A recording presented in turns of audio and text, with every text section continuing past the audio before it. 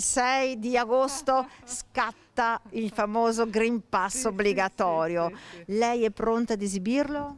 Beh, io ce l'ho, pronta a esibirlo è una parola grossa, anche perché insomma non è che ha tanto senso che alcuni devono per forza richiederlo e altri no, quindi ci sono un Quindi po' lei di era forse più per un'estensione obbligatoria, punto e basta. o tutti o nessuno.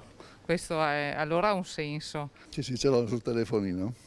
Ed è d'accordo, insomma, che ci sia questa obbligatorietà? Cosa ne pensa? Il fatto che alcuni locali sì, altri no, altri... Ma trovo che sia una decisione positiva per ridurre appunto la circolazione del virus.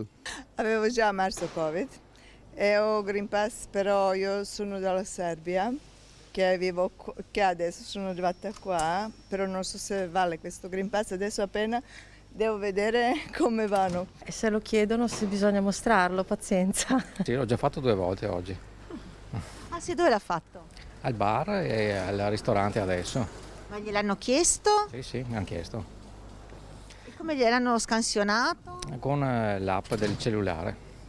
Quindi insomma lei è tranquillo e secondo me per lei è importante. Sì, così ne veniamo fuori prima.